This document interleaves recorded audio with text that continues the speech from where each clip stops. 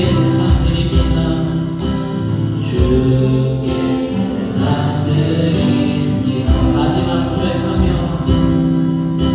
주께 세상 드립니다.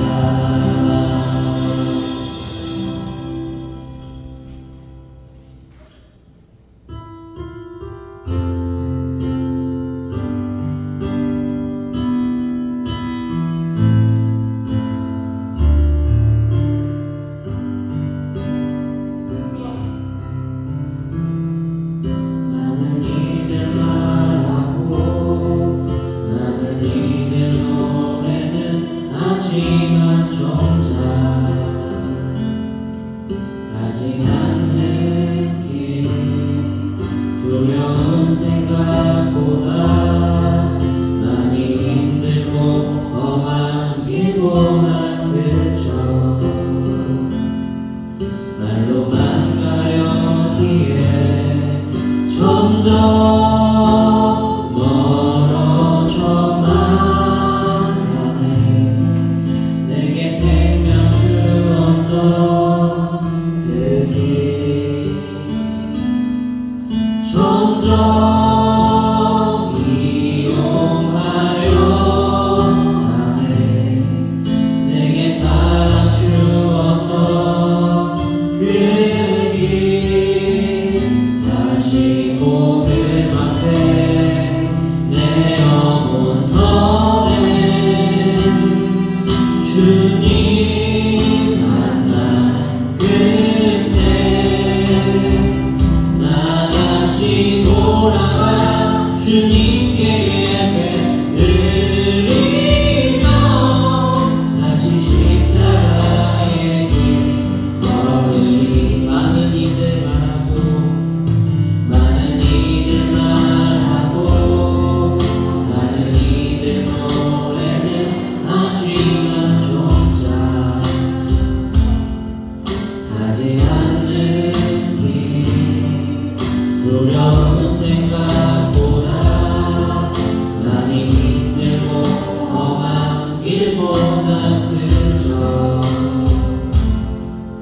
말로만 가려기에 점점 멀어져만 가네. 내게 생명 주었던 그 길 점점 이용하려 하네. 내게 사랑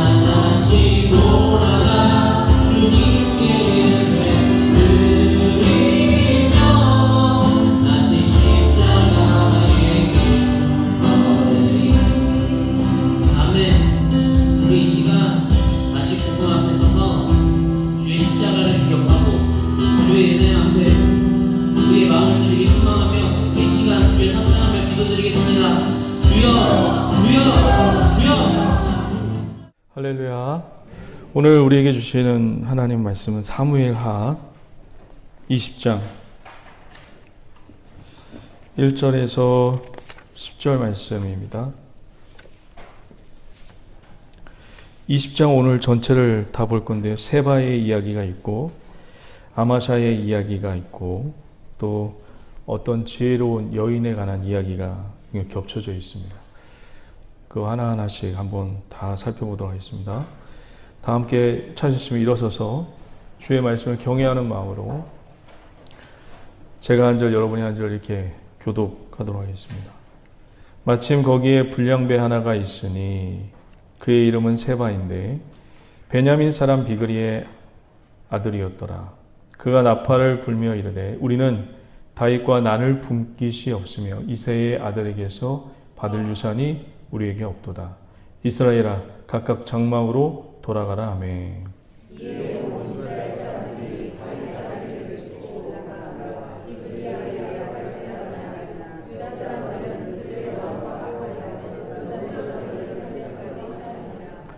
다윗이 예루살렘 본궁에 이르러 전에 머물러 왕궁을 지키게 한 후궁 10명을 잡아 별실에 가두고 먹을 것만 주고 그들에게 간계하지 아니하니 그들이 죽는 날까지 갇혀서 생갑으로 지내니라.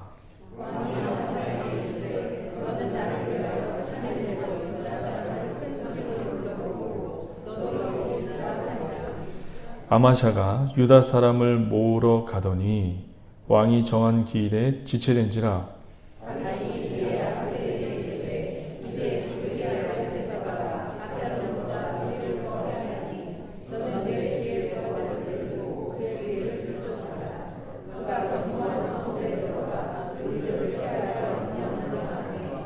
요압을 따르는 자들은 그렛 사람과 블렛 사람들과 모든 용사들이 다 아비새를 따라 비그리의 아들 세바를 뒤쫓으려고 예루살렘에서 나와.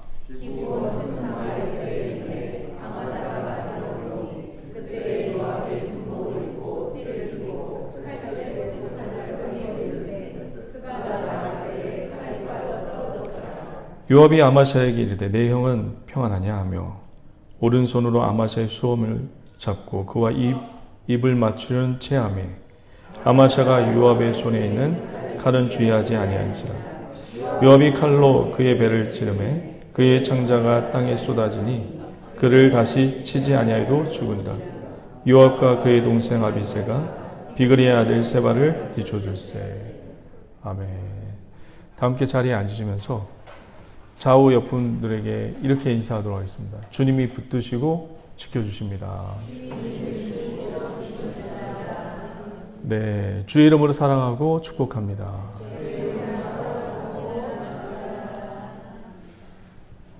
잘 들어보세요. 우리가 인생을 살면서요. 지금 우리가 인생을 살고 있잖아요. 내일도 또 살면은 그게 인생이에요. 우리가 인생을 살면서 좋은 일이 있고 나쁜 일이 있어요. 근데 좋은 일도 가지가지죠. 자녀가 잘 됐거나 내가 병이 고쳤거나 그리고 원수지었던 사람들과 또 하나가 되어서 화목하게 되었던가, 원수지었던 관계에 있던 사람들이 나랑 화목하게 되었던가. 그러니까 기쁨의 종류도 여러 개예요. 그냥 마냥 좋은 것이 있고 죽은 자녀가, 나를 떠났던 자녀가, 나를 힘들게 했던 자녀가 다시 돌아와서 부모와 하나가 되는 것. 이건 또 기쁨의 또 다른 차원의 인생의 날들입니다. 그리고 슬픔도 여러분 그냥 막연하게 슬픔이 있는 게 아니라 슬픔의 종류도 여러 가지가 있죠. 맞죠? 그냥 부모님이 돌아가서 슬픔이 있고 그리고 또 어떤 또 슬픔이 있을까요? 경제적으로 힘들어서 슬픔이 있을 것 같고 근데 이 슬픔도 그냥 막연하게 그냥 그런 슬픔만이 아니라 이 슬픔도 굉장히 복잡하고 다양해요. 근데 기뻐서 슬퍼서 흐르는 눈물도 있죠. 그 우리 인생이요, 여러분, 딱 하나로만 설명이 안 돼요. 딱 하나로만 설명이 안 돼요. 우리 인생이 되게 다양하고 복잡해요. 여러분들의 자녀 중에 속썩이는 자녀가 있어요. 버리실 거예요?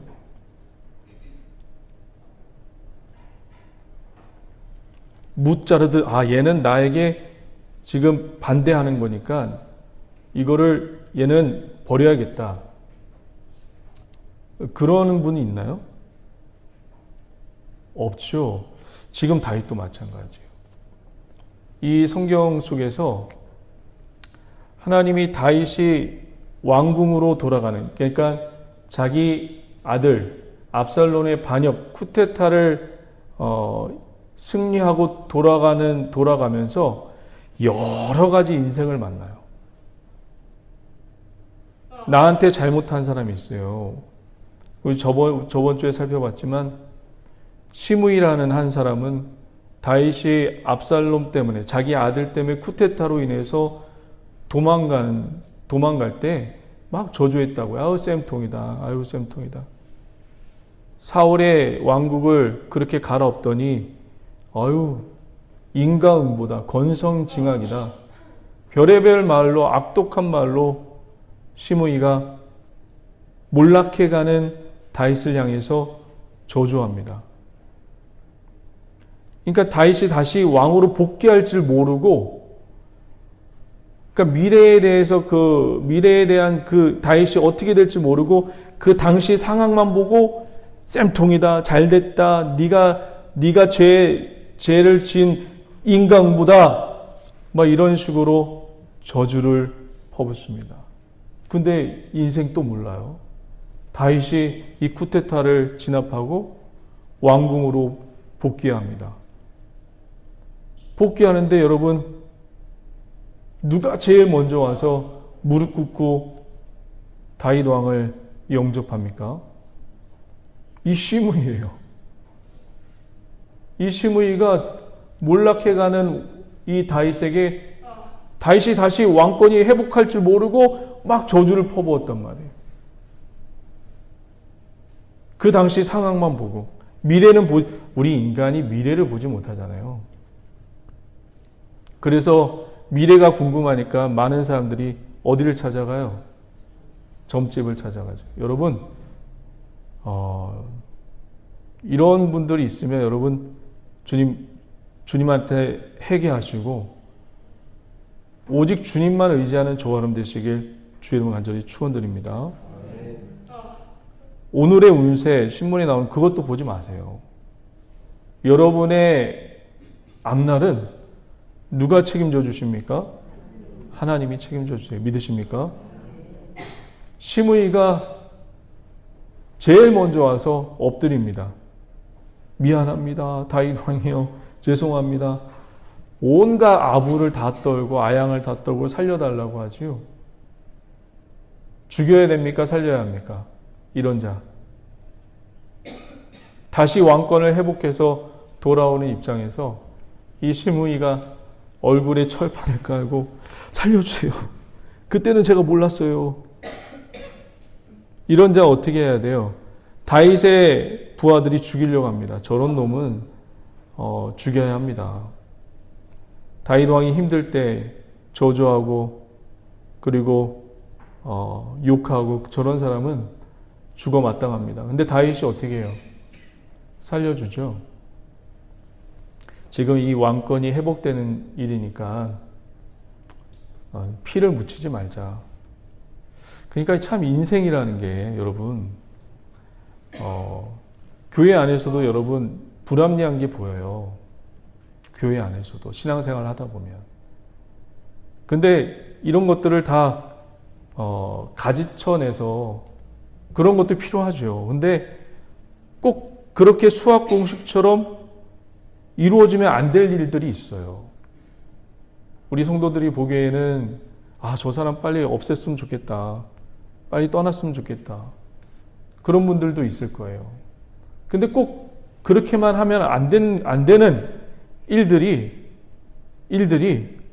교회 안에서 지금 벌어지고 있단 말이에요.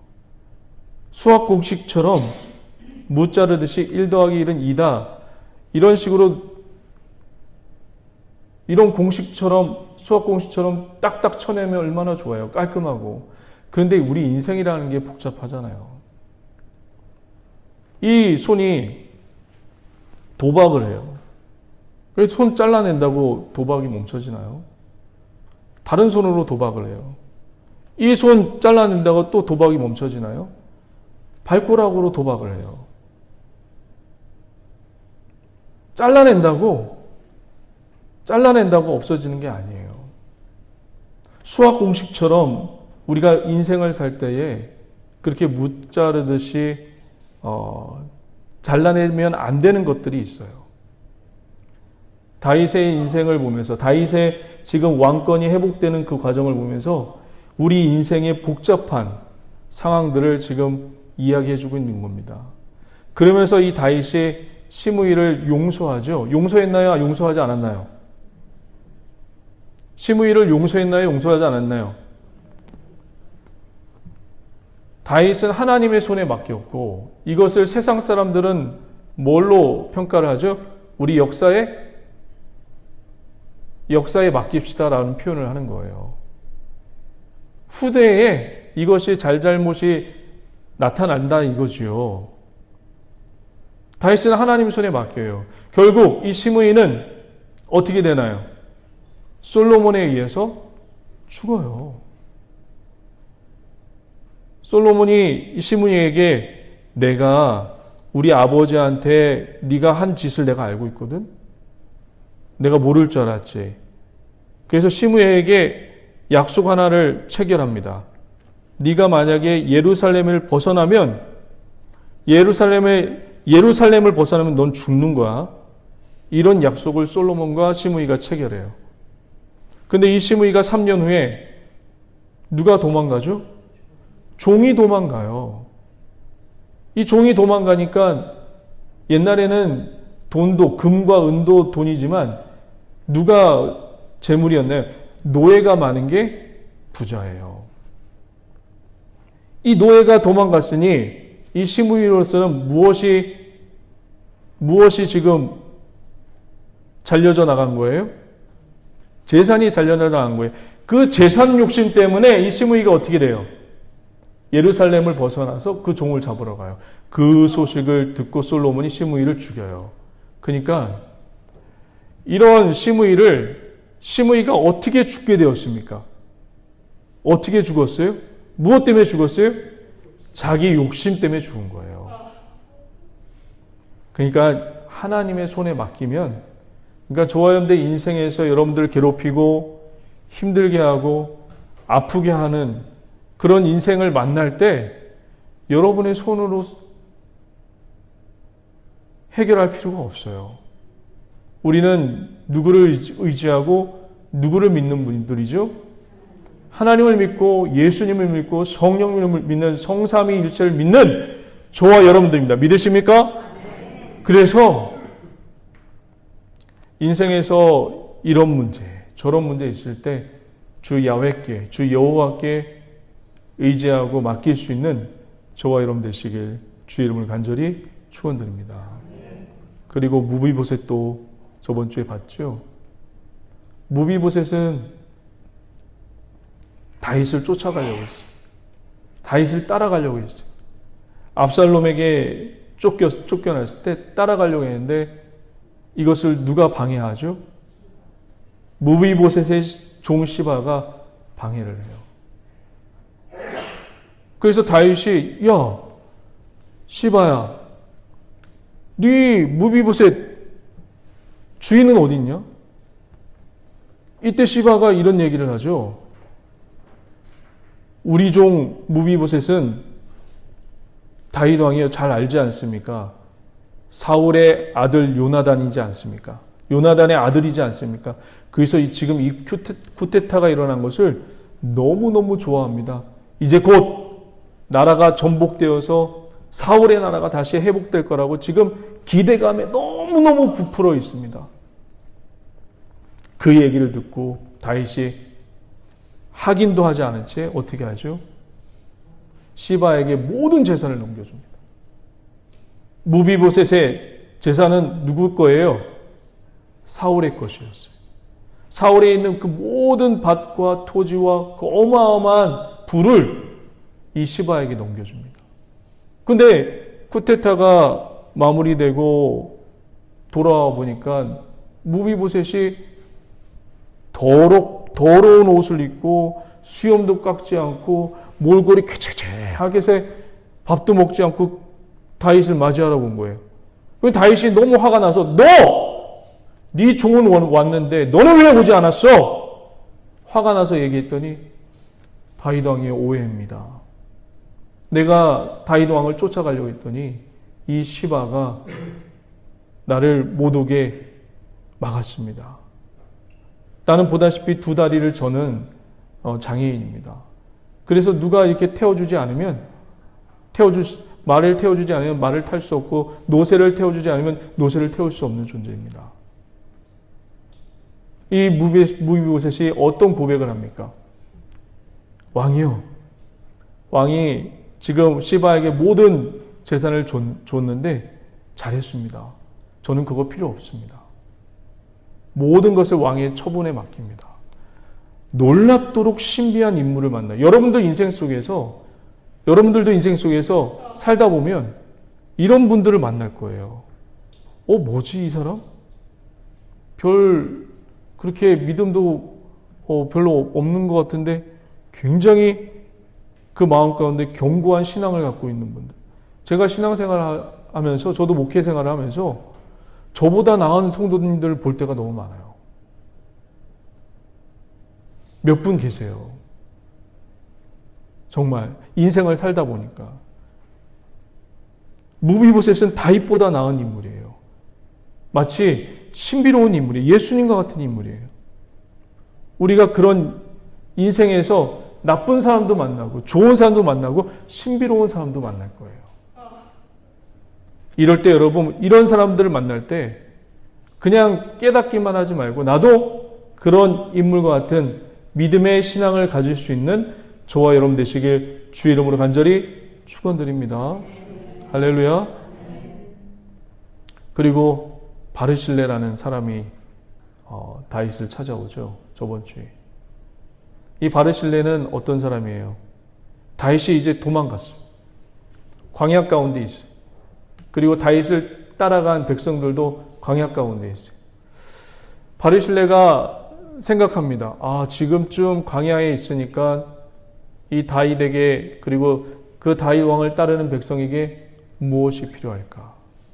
무엇이 필요할까? 막 떠나갈 때 도운 사람이 아니라 광야 가운데 정처 없이 도망가고 있을 때 바르실레가 도와준 인물입니다. 그러니까 이걸 적정한 예일 줄 모르겠지만 조금 비슷할 수도 있을 것 같아요. 우리 교회가 굉장히 어려웠을 때, 저도 마찬가지고 우리 성도들도 어려웠을 때, 이 교회와 그리고 목사님과 이 성도들이 필요한 게 뭘까 하고서 우리 교회를 후원하고 도와준 인물, 바르실레와 같은 인물들입니다. 저와 여러분들 우리 교회가 주님 안에서 저는 성장할 거라고 믿습니다. 믿으십니까? 성숙할 거라고 믿습니다. 믿으십니까? 성장하고 성숙할 때 우리 교회가 이제 우리 교회 내부 안에서만이 하는 것이 아니라 이제 외부로 눈을 돌려서 힘들고 어려운 교회에 후원하고 그리고 또 도와주는, 나눠주는 그런 은혜의 교회가 되기를 주의 이름을 간절히 축원드립니다. 저희가 어려울 때에도 어렵지만 해외에 있는 아이를 도왔어요. 지금도 아직 계속 한 달에 한 번씩 얼마 안 되는 후원금이지만 그 아이를 지금 계속 도와주고 있습니다. 해외뿐만 아니라 국내에 있는 아이들도 도와줄 수 있는 우리 교회, 우리 성도님들 그리고 모든 성도님들 되시길 주의 이름을 간절히 축원드립니다. 오늘은 세바라는 인물을 보게 되는데 이 세발은 7이라는 뜻이에요. 그리고 이 세발은 사울의 자손입니다. 사울의 자손. 다윗의 장인이었던 사울의 자손이에요. 근데 이 세발을 뭘로 묘사하는지 우리 1절 한번 보도록 할까요? 1절. 다 같이 한번 읽어봅니다. 1절. 시작.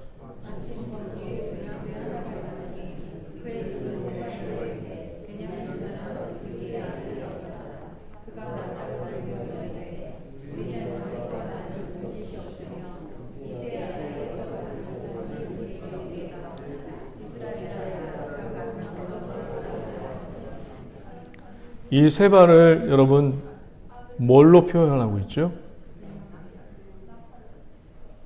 불량배라고 표현하니까 마치 막 그런 사람 있죠. 우리 동네에 보면 뭐라고 표현하지? 담배 피고 침 칙칙 뱉고, 예? 그런 사람을 뭐라고 표현하죠? 뭐 양아치, 뭐 조폭, 뭐 그렇게 표현하는데 지금 잘 보세요. 지금 다윗이 방금 무엇이 끝났죠? 자기 아들을 반란하는 게 방금 끝났어요. 이 때를 노려서, 이 가장 어려운 때를 노려서 지금 세바가 그 상황과 환경을 보고 그 어려울 때에 이때 또 공격을 하면 좀 뭔가 이익이 있고 창출이 되겠다. 나에게 유익이 되겠다. 저 나라를 좀 없앨 수 있겠다. 그래서 불량배인 겁니다. 그러면 이 불량배는 어떤 뜻을 갖고 있을까요? 1절 잠깐 보실래요? 마침 거기에 뭐라고 표현하고 있어요? 불량배. 양아치 조폭이 아니에요. 어려울 때 더 어렵게 하는 사람을 뭐라고 해요? 우리는 좀 고급진 단어로 쓰면 어떤 단어를 쓸 수 있을까요? 이게 원문에 두 가지 뜻이 있거든요. 이 불량배라는 원문. 내가 어려울 때 이 어려운 것을 이용해서 이때다 싶어서 공격하는. 그렇죠. 기회주의자죠. 예, 이 기회를 보고 이때 침략해서 이 나라를 뺏자. 여러분 다시 한번 말씀드리지만 이 다윗이란 나라가 사라지고 없어지면 무엇이 없어지는 걸까요? 다윗을 통해서 누가 오시죠? 예수 그리스도가 오세요. 사단이 여러분 어떤 자일까요? 사단이란 뜻이 뭔지 아시죠? 제가 지난번에도 말씀드렸지만 사단이 어떤 뜻이에요? 대적자예요. 그리고 사단은 또 어떤 속성을 가지고 있죠? 여러분 이 불량배라는 단어의 뜻이 첫 번째 사악한이라는 단어가 있어요. 아주 사악한 사람이에요. 여러분 이런 기회주의자를 어떤 사람이라고 불러요? 사악한 사람이라고 부르는 겁니다. 내가 어려울 때 이때 나의 재산과 그리고 나의 물질과 나의 건강을 쟁취하고 행복을 쟁취하려고 하는 사람. 내가 어려울 때 도와주기는커녕 그 어려움을 이용해서 나의 것을 빼앗는 사람. 이런 사람을 여러분 사악한 사람이라고 하는 겁니다. 세바는 사악한 사람이에요. 근데 여러분의 인생 가운데 여러분이 힘들 때 더 힘들게 하는 사람들, 사악한 사람들이지만 또 다른 의미가 담겨져 있어요. 무가치한 사람입니다. 여러분의 인생에 그런 사람은 무가치한 인생이에요. 상대할 필요가 없어요. 잠깐 여러분들을 힘들게 하는, 내가 어려울 때 더 힘들게 하는 이 사람들은 여러분의 인생에 무가치한 인생입니다. 상대할 필요가 없고 하나님의 손에 맡기면 됩니다. 할렐루야. 그런데 우리는 거기에 어떻게 해요? 일희일비 해야 돼요? 말아야 돼요? 우리는 거기에 또 휩싸여서 힘들어하고 지쳐해요. 나에게 또 하나님 왜 이런 일이 벌어졌나? 근데 막상 시간이 지나고 보면 그 사악한 사람들은 내 인생에서 어떤 사람이에요? 무가치한 사람이에요. 가치가 없어요. 그래서 여러분 제껴놔도 돼요. 제껴놔도 돼요. 여러분의 인생에 너무 의미를 부여하거나 너무 생각하거나 그럴 필요가 없어요. 인생을 살다 보면 나에게 가치로 다가오는 분이 있고 무가치하게 다가오는 사람이 있습니다. 그런 다 여러분 인간이기 때문에 우리가 인간이기 때문에 다 사랑할 수 없어요. 인간이기 때문에. 죄성을 갖고 있는 사람이기 때문에 교회에서 보면 여러분 친한 사람도 있고 별로 안 친한 사람도 있어요. 그런 거 갖고 다 친해야 된다. 그럴 필요는 없어요. 다 이게 어떤 분은 신경이 예민해서 모든 일에 다 신경을 써야 돼요. 그러다 보면 신경 노이로제도 걸리고 신경 안 써도 되는 일인데 신경 써서 그러니까 다 간섭을 해야 돼요. 그러지 않아도 돼요. 하나님이 주신 여러분들의 달란트대로 그것만 잘 갖고서 나가면 됩니다. 할렐루야. 이 세바에게 그닥 우리는 신경 쓸 필요는 없어요. 다윗의 인생이 무가치한 인생이었습니다. 근데 사악하게 다가왔어요. 하지만 이것을 통해서 여러분 볼 수 있는 또 메시지가 있어요. 이걸 통해서 뭔가 이스라엘의 유다의 분위기를 지금 보여주고 있습니다. 2절 한번 보실래요? 2절 다 같이 한번 읽어봅니다. 시작.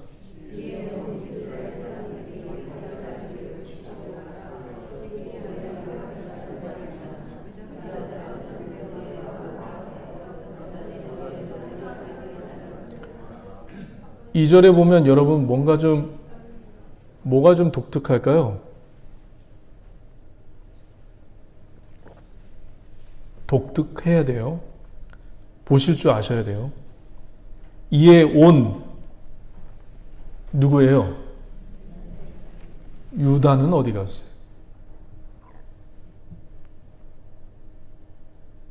여러분 이 이스라엘이 12지파가 아니에요. 이스라엘과 유다가 지금 뭔가 지금 다윗으로 인해서 정치적으로 경제적으로는 통합은 됐어요. 그런데 무엇이 지금 안 된 거예요? 유다 지파와 이스라엘 지파 간에 뭐예요? 마음이 하나가 안 되는 거예요. 그러니까 여러분 이런 거 볼 때 성경을 볼 때 이 이스라엘이라서 전체 12지파가 아니에요. 지금 뭔가 다윗은 통합왕으로 되어 있지만 이 반란과 그리고 이런 문제를 통해서 무엇이 지금 드러나고 있는 거예요? 마음으로 지금 하나가 안 되는 것을 지금 성경이 드러내고 있고 지금 보여주고 있고 앞으로 솔로몬이 나라의 왕이 되어서 그 이후에 일어날 이스라엘과 유다의 분열을 지금부터 암시해 주는 겁니다. 지금 이스라엘이라고 해서 여러분 통합된 전체 이스라엘이라고 보시면 안 돼요. 왜냐하면 19장 한번 보실래요? 19장. 바로 전장이죠. 전장에 어떻게 끝난 줄 아세요? 다윗 왕이 지금 예루살렘으로 지금 돌아오고 있는데 유다와 이스라엘이 싸워요. 경제적으로 정치적으로는 통합이 됐지만 무엇이 하나가 안 되는 거예요? 마음이 하나가 안 되는 거예요. 지금 이거를 의도적으로 성경 기자가 보여주고 있고 고발하고 있는 겁니다. 다윗이 신경 써야 될 것이 뭐냐? 바로 이 부분이에요. 근데 이 부분을 여러분, 이 부분은 누가 하시는 역사예요? 이거는 인간이 할 수 없는 거예요. 그래서 지금 다윗에게 계속 성경 기자가 무엇을 이야기하고 있고 우리 이것을 보고 있는 청자에게, 청중들에게 무엇을 드러내고 있는 거예요? 지금 하나님을 더 의지하는 모습을 보여줘야 하는데 다윗이 지금 그러지 못하고 있는 상황을 지금 고발하고 있는 겁니다. 잠깐 한번 볼게요. 40절. 여러분이 한번 읽어보겠습니다. 시작. 40절.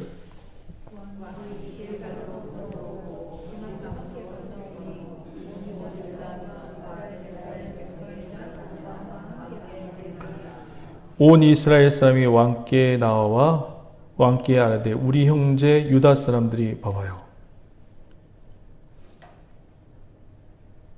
뭔가 다르죠? 이스라엘과 유다가 지금 다르게 나오죠? 여러분, 이게 이스라엘과 유다가 이렇게 똑같이 나와서 여러분, 이게 같은 단어가 아니에요. 같은 민족을 얘기하는 게 아니에요. 같은 지파를. 지금 달라. 분위기가 지금 예루살렘으로 다윗이 지금 복귀하는데 뭔가 지금 분열의 씨앗이 움트고 있고 싹트고 있어요. 온 이스라엘 사람이 왕께 나와 왕께 아뢰되 우리 형제 유다 사람들이 어찌 왕을 도둑하여 왕과 왕의 집안과 왕을 따르는 모든 사람을 인도하여 요단을 건너가기까지 하였나이까. 이게 무슨 얘기예요? 왜 우리는 다윗 왕이 올 때 왜 우리는 부르지 않았냐 이거예요. 그래서 유다가 뭐라고 얘기해요? 42절 다 같이 시작. 모든 유다 사람이 이스라엘 사람에게 대답하되 왕은 우리의 대치니까느니라. 너희가 왜 우리에 대하여 분하느냐? 우리가 왕의 것을 들으리라고 얻어먹었느냐? 왕께서 우리에게 주신 것이 무엇이냐? 이게 뭐예요? 지역 감정이에요. 오늘날로 말하면 지역 감정이라고 해요. 지역 감정. 유다가 이 왕은 우리 지역 사람인데 당연히 우리가 나와야지. 니네는 우리 왕이 지역 사람 아니잖아. 이런 식으로 얘기해서 이스라엘 사람들의 마음이 상합니다. 그래서 오늘 이 세바가 이스라엘 사람들 데리고 또다시 반역할 수 있는 씨앗을 제공하게 되는 거예요.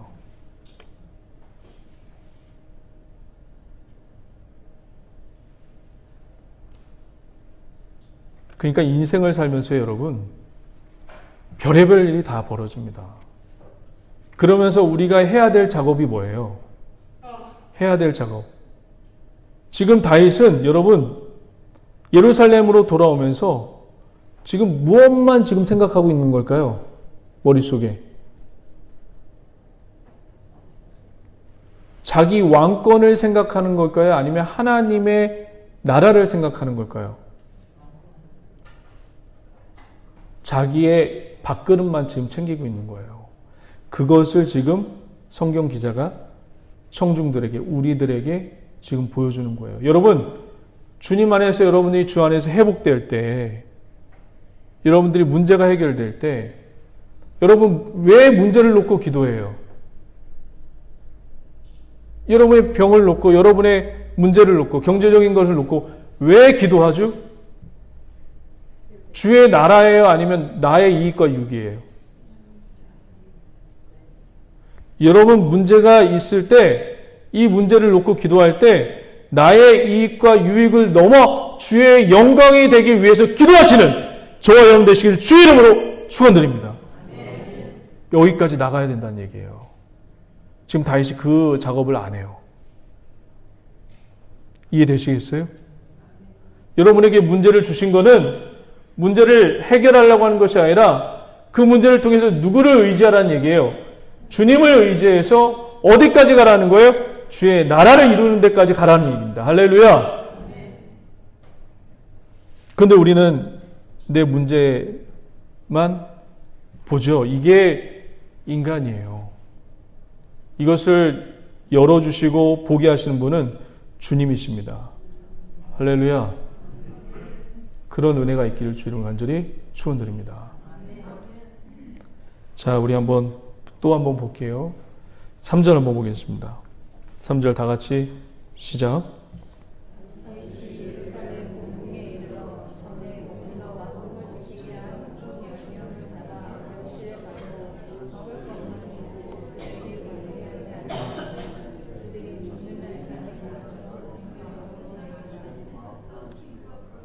왕궁에 돌아봅니다. 그런데 후궁 10명이 있네요. 이 후궁 10명을 잡아다가 별실에 가두고 먹을 것만 주고 그들과 관계하지 않고 그들이 생갑으로 죽게 합니다. 이 후궁은 왜 이런 형벌을 받아야만 되죠? 다윗이 압살롬에 의해서 도망갈 때 이 왕궁에 누구를 남겨두었죠? 여러분 생각 한번 해보세요. 상식적으로 생각해보세요. 제가 던지는 겁니다. 적군이 이 궁에 쳐들어옵니다.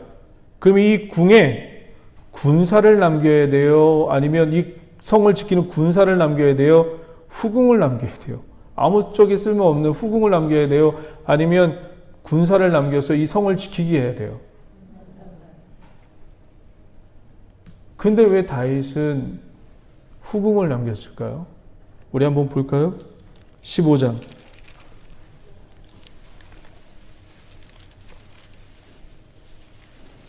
16절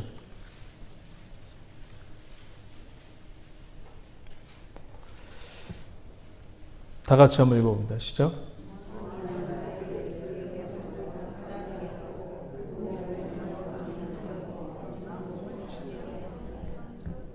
후궁 10명을 보세요. 왕이 나아갈 때 누구는 다 데리고 갔다는 얘기예요? 옛날 개역개정은 권속이라고 나와 있더라고요. 그러니까 권속이라는 뜻이 가족이라는 뜻입니다. 권속. 그러니까 피를 나는 가족이 아니라 저와 여러분들이 뭐예요? 주 안에서 가족이에요. 여러분들 좌우 한번 보세요. 이분들이 주 안에서 가족이에요. 그러니까 다윗이 다 데리고 나간 거예요. 근데 왜 굳이 10명만, 이 10명만 남겨뒀을까요? 병사를 남겨둬야지. 이 성을 지키도록. 왜 이 후궁 10명을 남겨두어서 이 후궁 10명이 나중에 어떻게 되죠? 압살롬이 자기가 왕이 되어서 그 후궁들과 기능적인 관계를 하게 됩니다. 여러분, 고대 시대에는 한 나라의 왕이 다른 나라를 점령하면 반드시 그 나라의 패한 나라의 왕의 왕비를 겁탈하게 되어 있어요. 이게 왕권을 상징하는 겁니다. 이게 지금은 좀 비양심적이고 비인격적인 거지만 고대 시대 때 이거는 그 나라의 정통성과 그 나라의 권위를 이어가기 위해서는 반드시 당연히 이루어지는 그런 합법적인 일이었어요. 다윗은 왜 이 후궁을 남겨두었을까요? 누가 지금 이 왕궁을 쳐들어오고 있어요? 적군이에요? 내 아들이에요? 내 아들이에요. 내 아들이 이런 짓을 할 거라는 생각을 다윗이 가졌을까요? 안 가졌을까요? 이 압살롬이 왜 다윗을 이렇게 반역하게 되었죠? 이유가 뭐예요? 근본적인 이유가? 자기 형 암논이 자기 동생 다말을 성폭행했단 했단 말이에요. 근친상간이죠. 이것을 아버지가 아무런 이야기도 안 했어요. 방관했단 말이에요. 이 압살롬이 이 근친상간에 대해서 혐오한 사람입니다. 다윗이 그걸 알고 있었어요. 설마 이 후궁들을 건들까? 그런데 설마가 어떻게 돼요? 건드렸어요. 이건 뭘까요? 다윗의 뭐죠 이거를? 설마 그런 일이 벌어질까? 여러분, 사단은요, 영적인 공격은 여러분이 설마 할 때 공격합니다. 여러분이 아니라 할 때, 그러지 않을 때, 이때 공격하고 이때 넘어뜨립니다. 다윗이 설마 압살롬이 내 아들이 내 후궁을 건드리고,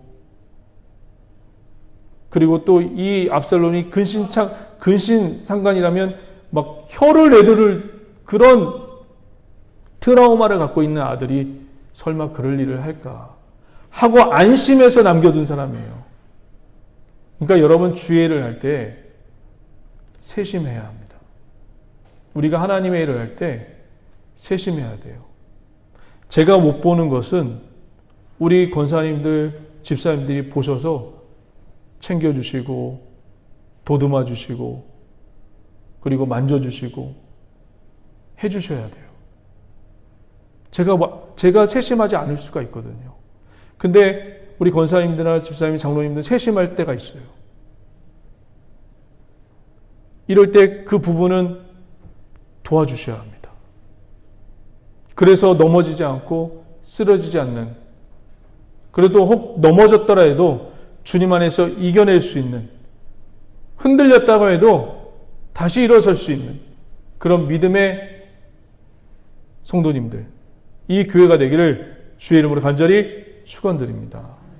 할렐루야. 다윗은 세심하지 못한 일로 인해서 이 후궁들을 어떻게 하나요? 후궁들은 첩이에요, 여러분. 이 첩을 어떻게 해요? 압살롬에게 기능적으로 당했던 이들을 어떻게 하죠? 늙어 죽을 때까지 생갑으로 기능적으로 대우합니다. 어찌 보면 우리가 주님을 만나지 못했을 때, 우리는 주님을 만나지 못했을 때 누구의 종이에요? 우리는 지금 하나님의 종이고 하나님의 백성이지만 주님을 모를 때 여러분 다 세상의 종이고 사단의 종이에요. 그 세상과 사단은 우리를 늘 어떤 식으로 대우합니까? 이런 식으로 대우해요. 우리를 기능적으로 그들의 필요에 의해서, 사단의 필요와 사단의 유익을 위해서 우리를 사용한단 말이에요. 사단이라는 저 녀석이 바로 이런 존재. 주님은 저와 여러분들을 백성으로, 자녀로 인격적으로 대우해요. 뭐 하나 일을 시키더라도 물어보고, 괜찮니? 이거 해도 되니? 이런 식으로 하나님이 접근한다면 사단은 그렇게 안 해요. 점령해버리면 그냥 기능적으로 우리를 대우해요. 그 사단을 여러분 대적하시고 주의 사랑에 우리가 감사해서 감격해서 주의 사랑을 이용하는 것이 아니라 주의 사랑에 감격해서 주님만 바라보는 저와 여러분 되시길 주의 이름을 간절히 축원드립니다. 할렐루야. 3절까지밖에 못 봤네요. 우리 한번 마지막으로 한 여인까지 봐야 되는데 시간이 그 여인까지 보게 되면 안 될 것 같아요. 하지만 한번 끝까지 한번 해보겠습니다. 4절. 여기도 지금 아마샤인데 여러분, 독특한 인물이에요. 다윗이 왜 이 아마샤를 군대 장관으로 삼았는지 모르겠어요. 4절 한번 읽어보실래요? 시작.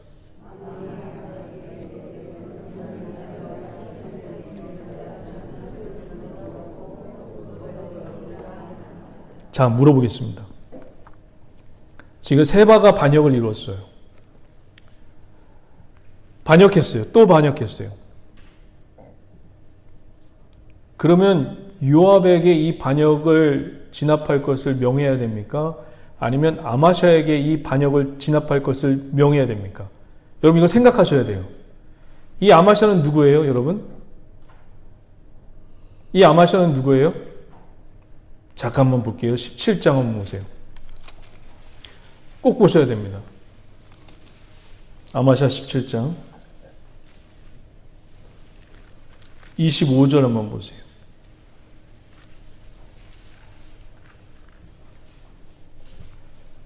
보셔야 돼요. 꼭 보셔야 돼요. 이 아마샤는 이 사람이에요. 압살롬의 누구예요? 군대 장관이에요. 25절 다 같이 한번 읽어봅니다. 시작.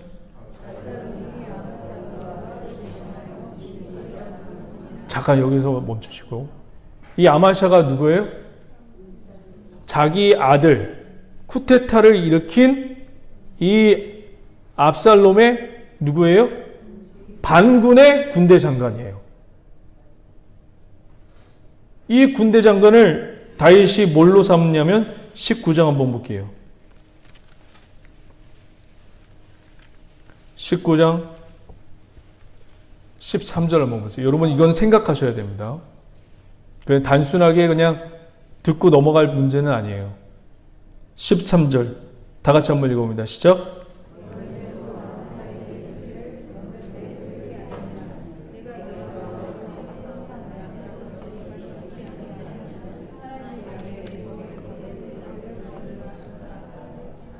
저를 보세요. 이 아마샤를 다윗이 무엇으로 삼았죠? 반군의 군대 장관을 이 다윗이 다 전쟁이 끝나고 나서 이 아마샤를 요압 대신이면 뭐예요?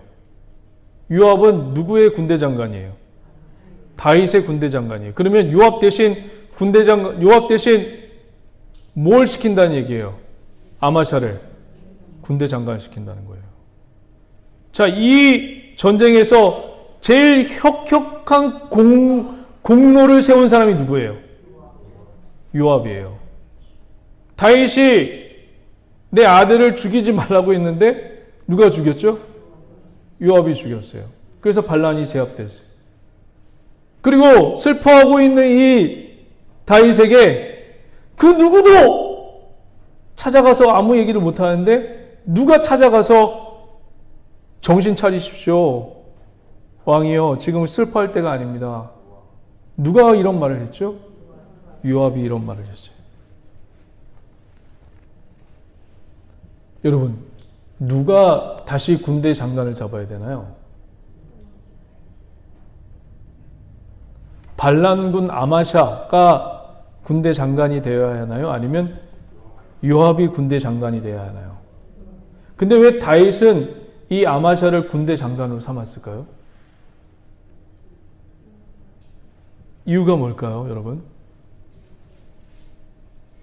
왜 반란군에 가담한 이 아마샤를 자기를 죽이려고 창끝을, 칼끝을 내 목에 거놓았던 이 아마샤를 왜 요압 대신 군대 장관으로 삼았을까요? 그리고 이 세바의 반역을 마무리하라고 이 아마샤에게 명령을 내렸을까요? 지금 다윗은 무엇만 생각하고 있다고 얘기했죠? 자기 왕권 강화만을 생각하고 있어요. 그런데 지금 어떤 일이 지금 벌어지고 있는 거예요? 이 왕권 강화하려는 이 다윗이 누굴 죽이지 말라고 했죠? 내 아들 압살롬을 죽이지 말라고 했는데 이 명령을 거부하고 누가 죽였죠? 요압이 죽였어요. 그리고 슬퍼하고 있는 다윗에게 찾아와서 가감하게 이 슬픔을 조금 누려야 돼요. 사람은 자기 아들이 죽고 자기 부모가 죽으면 좀 슬픔의 기간이 있어야 돼요.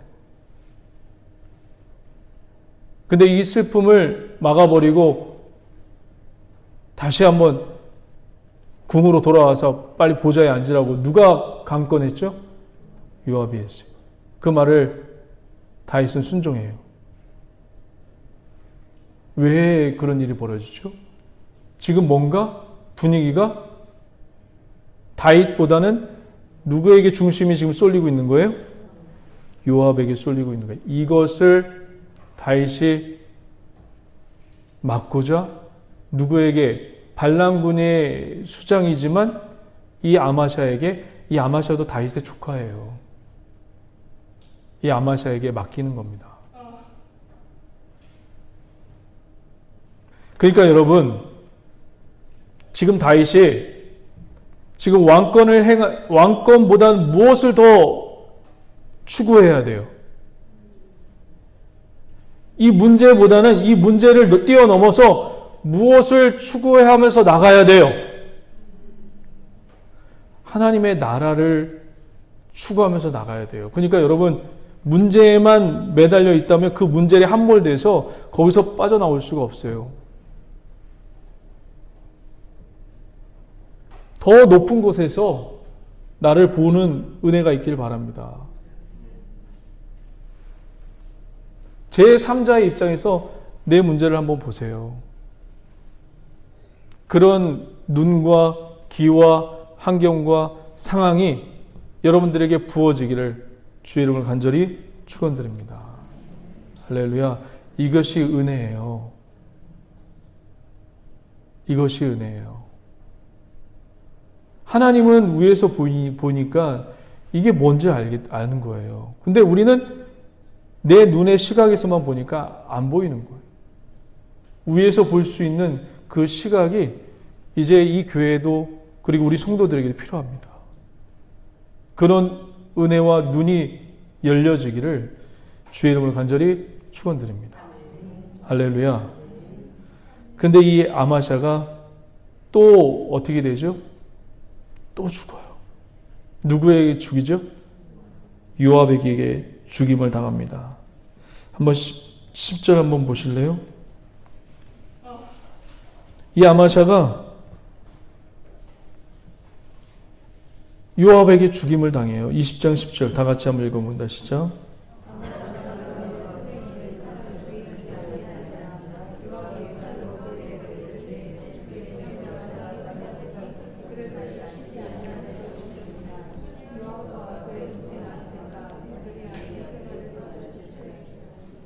자, 보세요. 요압은 지금까지 총 몇 명을 죽입니까? 뭐 수많은 사람을 죽였지만 성경에 나온 사람, 대표적인 사람 누구죠? 우리 처음부터 한번 생각해 보죠. 사울이 죽어요.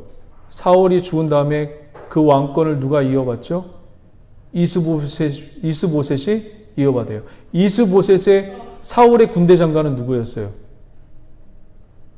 아브넬이었어요. 이 아브넬이 이 모든 정권을 다윗에게 이양할 때 누가 죽이죠? 이거 다윗이 시킨 겁니까? 아니면 요압 스스로가 한 겁니까? 요압 스스로가 한 거예요. 요압은 사울의 군대 장관 아브넬을 죽인 사람이에요. 그리고 또 누굴 죽이죠? 다윗이 편지를 써서 요압에게 보내죠. 누구죠? 그 인물이? 우리아에게 편지를 써서 요압에게 보내요. 요압이 다윗의 편지를 보고 다윗과 모의해서 누굴 또 죽이죠? 우리아를 죽여요. 그리고 또 누굴 죽이죠? 죽이지 말라고 했는데, 부탁을 했는데, 요압은 또 누굴 죽이죠? 왕까지 죽여요. 압살롬까지 죽여요.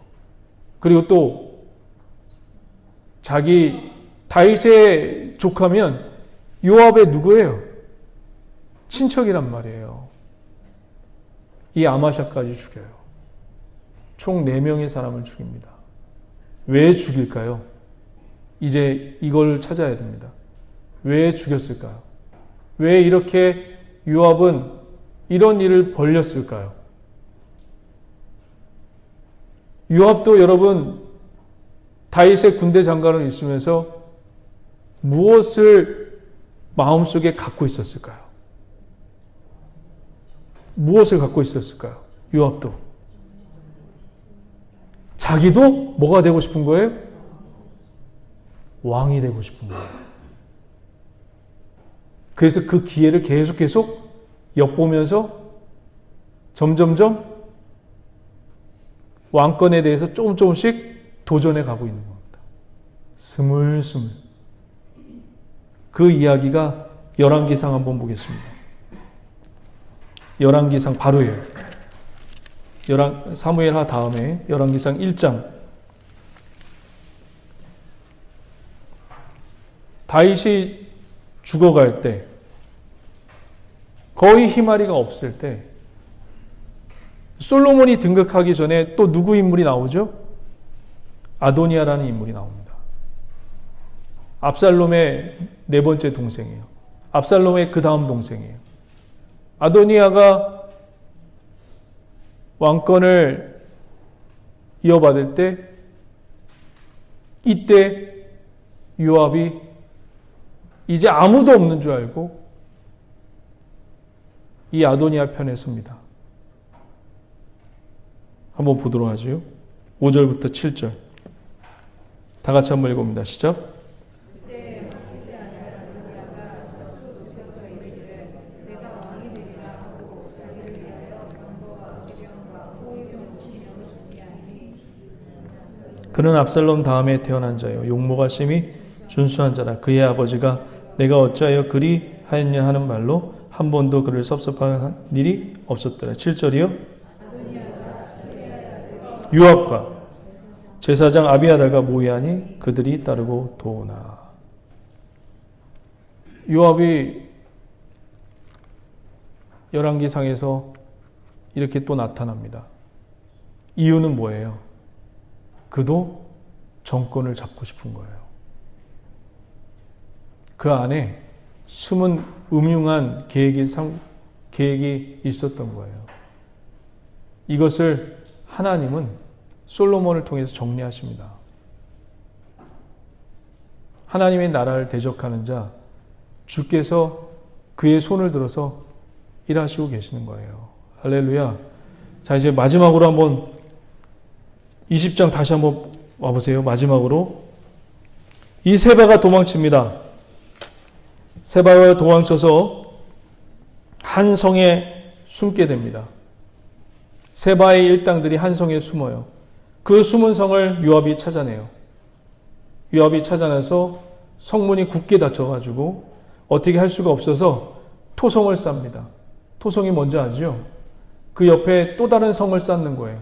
토성과 토성을 연결해서 그 성문을 치고 가기에는 어려우니까 토성을 싸서 그 성문을 넘어가는 그런 작업을 지금 요압이 하고 있습니다. 이제 조금 있으면 이 성에 있는 사람은 모조리 전멸당할 위기에 처해 있습니다. 이때 한 여인이 나타나는데 그 여인의 이름이 나와 있지 않아요. 그냥 성경은 지혜로운 여인이라고 나와 있어요. 그 지혜로운 여인이 요압에게 나타나서 왜 우리 성을 공격하느냐? 왜 우리가 뭐가 잘못했다고? 그때 요압이 이 여인에게 이야기합니다. 다윗을 이 나라를 반역한 세바가 있다. 그 세바만 가져다 줘. 그 이야기가 나오는데 한번 보도록 할게요. 14절 시작. 세바가 이스라엘 모든 지파 가운데 이루하면서 아벨과 변화가 베리 땅에 이르니 그 무리도 다 모여 그를 따르더라. 이에 그들이 벳마가와 하벨로 가서 세바를 애우고 그 성읍을 향한 지역 언덕 위에 토성을 쌓고 요압과 함께한 모든 백성이 성벽을 쳐서 헐고자 하더니 16절이요.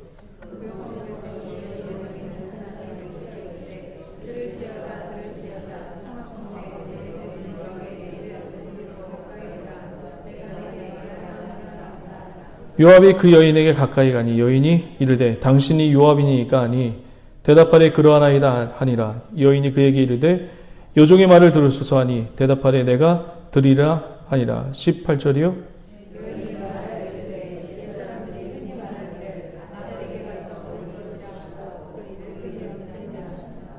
이게 무슨 얘기일까요? 아벨에게 가서 물을 것이다. 왜 아벨에게 가서 묻죠?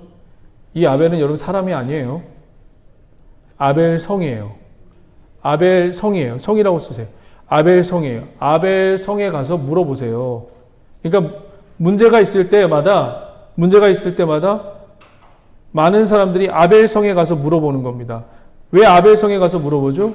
그 안에는 선생님이라는 사람도 있거든요. 선생을 번역하면 히브리어로 뭐예요? 랍비예요. 랍비가 그 성에 살고 있으니까 그 성에서 문제가 있으면 물어보라는 얘기입니다. 무슨 얘기인지 아시겠어요? 그래서 이 지금 혼란한 세상이잖아요. 세계잖아요. 이때 그 누구에게도 물어볼 수 없을 때 교회에 가면 해답이 있어. 그런 이야기입니다. 교회가 그런 역할을 하는 은혜가 특별히 하나님께서 이 교회를 통해서 그런 은혜를 부어주시기를 주의 이름을 간절히 축원드립니다. 19절 나는 이스라엘에 합평하고 충성된 자 중 하나이거늘 당신이 이스라엘 가운데 어머니 같은 성을 멸하고자 하시는도다. 어찌하여 당신이 여호와의 야훼의 기업을 삼키고자 하시나이까. 20절이요.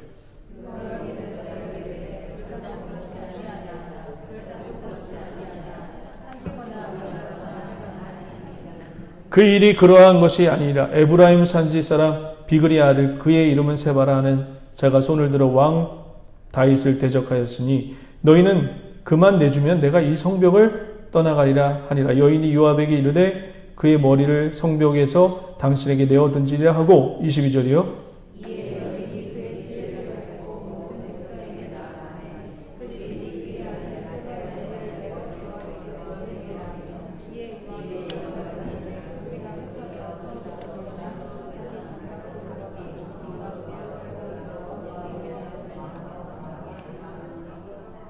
할렐루야. 이 성이 누구 때문에 구원을 받죠? 한 사람의 지혜로운 여인이에요. 여러분, 교회에 숫자가 많고 성도가 많아야지 일이 되는 게 아니에요. 한 사람을 통해서 하나님의 일을 하십니다. 하나님의 방법은 참 희한해요. 사람이 많아서 일이 될 것처럼 보이죠? 그렇지 않아요. 딱 한 사람, 딱 어린아이 한 사람, 뭐 그런 걸 통해서 이 교회가 그리고 여러분의 신앙이 성장되어 갑니다. 할렐루야. 그 한 사람이 저와 여러분 되시길 주 이름을 간절히 축원합니다. 기도하겠습니다. 하나님 감사합니다. 우리가 인생길을 살아가면서 여러 다양한 사람들을 만납니다. 주여 도우시고 인도하셔서 하나님 사악한 자도 만나고 무가치한 자도 만나고 또 자기 왕권을 강화하기 위해서 자기의 권위를 강화하기 위해서 그런 인생의 부류도 만나지만 그 문제를 통해서 하나님의 역사를 보게 하시고 하나님의 눈의 시각에서 문제를 바라볼 수 있는 은혜를 허락하여 주시고 아버지 하나님 지혜로운 한 여인과 같은 은혜가 이 교회 가운데 임하게 하여 주시옵소서. 주님 사랑하며 예수님의 이름으로 축복하며 기도드립니다.